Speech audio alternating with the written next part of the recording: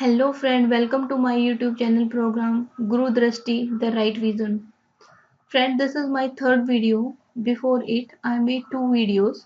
First one was related with CSIR NET strategy and plan in life science. Second was related with the career option with which an aspirant left after he or she failed to clear NEET or MBBS entrance exam. So friend, this is my third video and it is basically related with the career options, the career field after doing biotech, whether it is graduation or post graduation. Friends, let me tell you a very honest thing. Biotech is not such a new stream right now in India because it came early, approx 30 years back in India. But we had our department approx 30 years back. We had our department in India, that is DPT. But yet, the students who are doing or pursuing their graduation, their post graduation, they are still not aware about the career, about the field where they are going to work after doing their degree.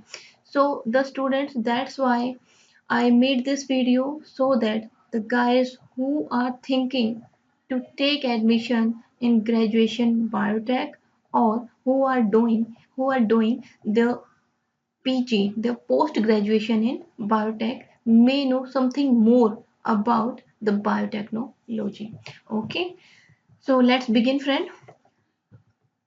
Mm, the thing after 12th, not clearing NEET, then a student might go for BSc in life science or BSc in biotech. Okay, might go.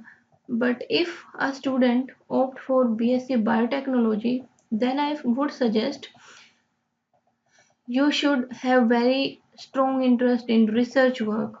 मैं फिर बोल रही हूँ, मैं अपनी पिछली 2-3 video में यही बोलती आ रही हूँ कि अगर आपका रिसर्च में इंटरेस्ट है तभी आप कीजिए biotech, otherwise no need to do it.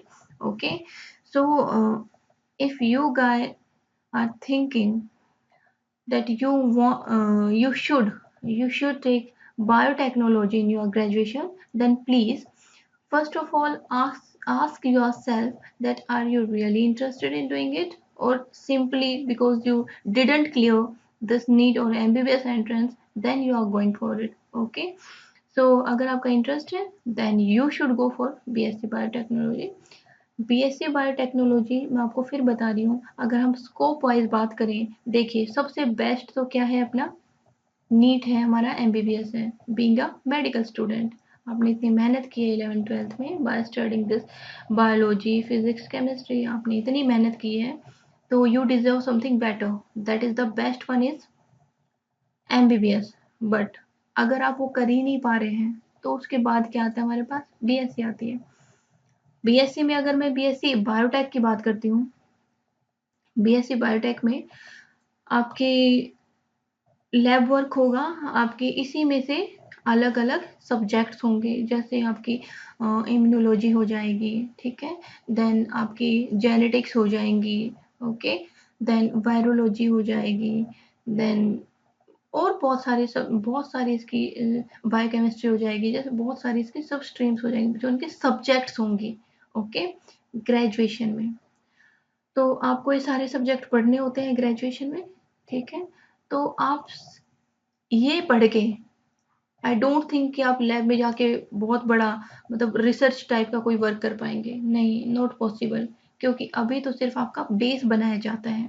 BSc में सिर्फ आपका थोड़ा बेस बन पाता है. You are getting familiar with the biotechnology, ठीक है.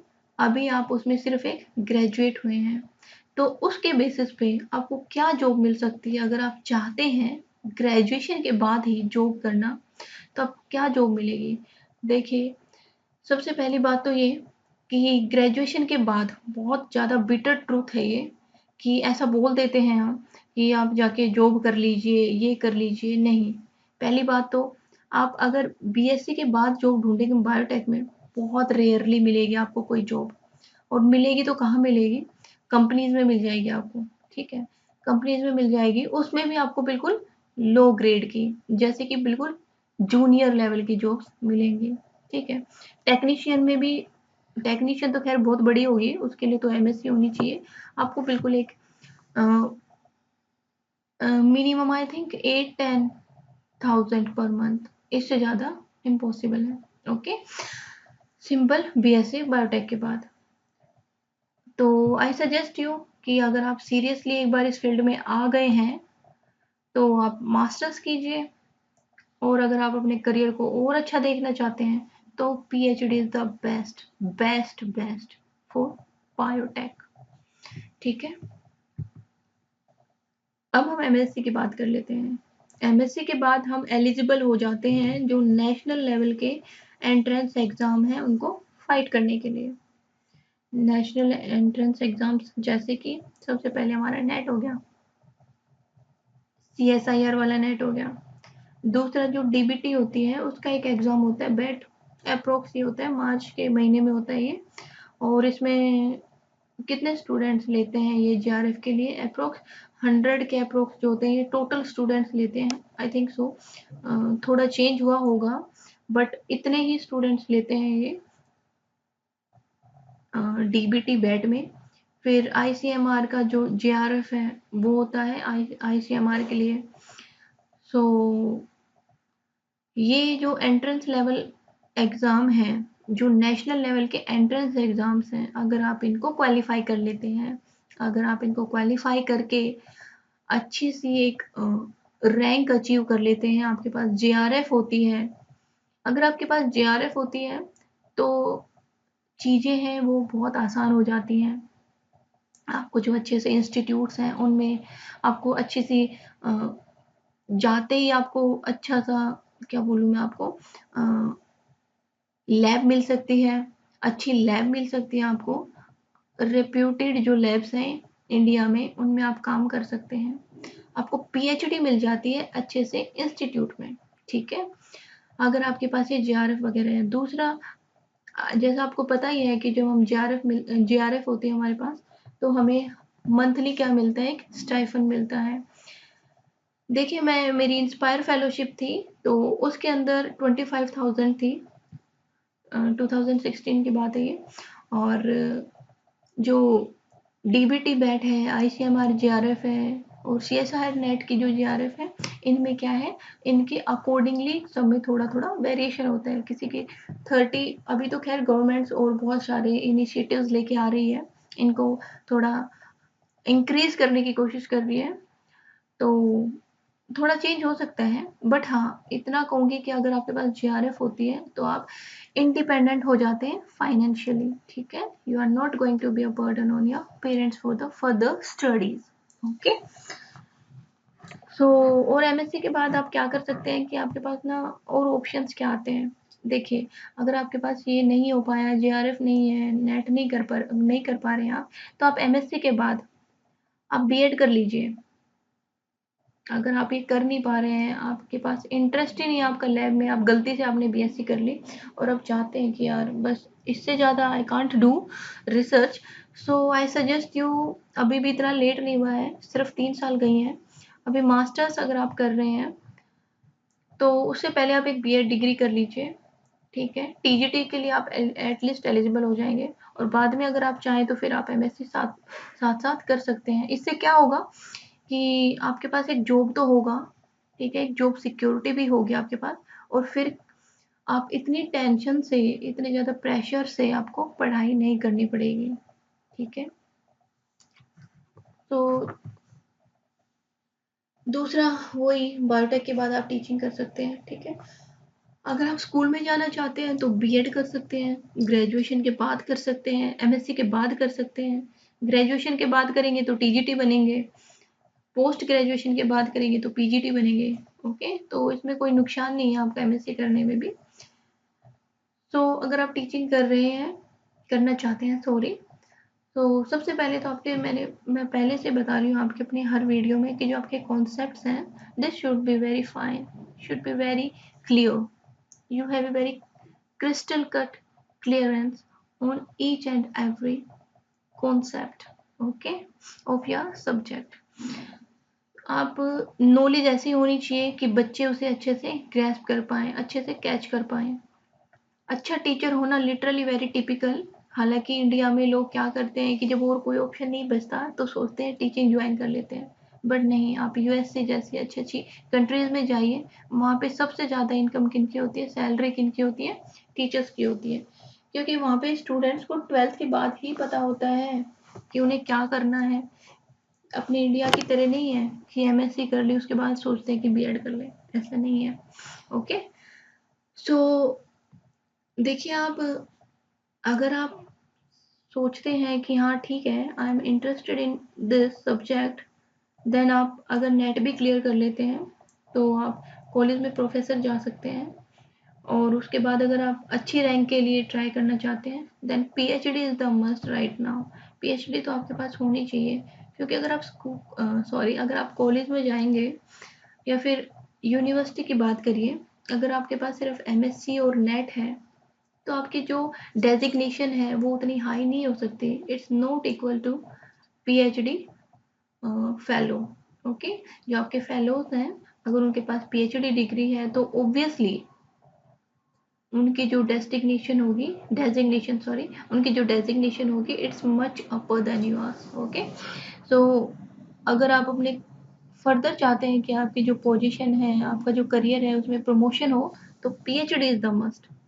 ओके, देन इंडस्ट्री की बात करते हैं। एमएससी के बाद my lot of friends, they started working in industries, especially in this fertilizer and pesticide industry, food industry and biotech industry. Okay, so if you are interested then you can go here. बहुत सारे बच्चे हैं, they also try to do MBA in biotech. So I suggest you, there is no need to do MBA in biotechnology. If you have done this MSc biotechnology, it's much more than sufficient in going this industries. Okay, so अगर MBA करना था तो MSc करने की क्या जरूरत थी। Okay, अगर आपने MSc कर ली है तो MBA I don't suggest you, बाकी it depends on you guys. So last thing I would like to suggest you, अगर आप ऑलरेडी इस फील्ड में हैं, अगर आप पहले से इस फील्ड में आ गए हैं तो ठीक है, अब दुखी होने की कोई ज़रूरत नहीं है। आप अपनी लाइफ के मोस्ट प्रीशियस 5-6 साल दे चुके हैं ऑलरेडी। ओके, अगर आपने एमएससी तक कर लिया तो ओके, सो अब कोई ज़रूरत नहीं है आपको साइड होने की। कोशिश कीजिए कि आप अच्छे से इंस्टीट्यूट में चले जाएं, वहाँ पे अच्छा सा रिसर्च वर्क कर पाएँ। और अगर आपने सिंपल अभी सिर्फ ग्रेजुएशन बायोटेक किया है तो मैं आपको सजेस्ट करूँगी कि एमएससी में बायोटेक ना करें। Seriously I am saying you कि आप एमएससी में बायोटेक ना करें। इसके अलावा जो और सब्जेक्ट्स हैं, फूड टेक हो गया, ठीक है, डाइटिशियन के लिए हो गया, वो कीजिए, इनके बहुत अच्छे स्कोप्स हैं। बहुत ही अच्छी सलाह दे रही हूँ मैं आपको, अगर आप समझ पाए तो, वरना बाद में तो खैर पछताएंगे। अगर आप एमएससी बायोटेक कर लेते हैं तो, और अगर आपका इंटरेस्ट नहीं है तो, अगर इंटरेस्ट है तो अच्छा ग्रो कर सकते हैं, लेकिन मैं बात तब कर रही हूँ जब आपका इंटरेस्ट नहीं है बिल्कुल भी रिसर्च में और आप आ गए हैं इस फील्ड में अप टू ग्रेजुएशन, तब मैं आपको सजेस्ट कर रही हूँ कि आप एमएससी में कोई और ले लीजिए, जैसे कि आप फूड कर लीजिए, फूड टेक कर लीजिए, ठीक है। और अगर आपका इंटरेस्ट है तो आपको कुछ भी चेंज करने की ज़रूरत नहीं है। You guys can still flourish your career in this stream also. Okay, आप अभी कितनी सारी वैकेंसीज आती हैं, ये जेआरएफ के लिए बहुत सारे इंस्टीट्यूट्स हैं, उनमें जेआरएफ के लिए, ठीक है, और ये आईसीएमआर में जॉब्स हैं।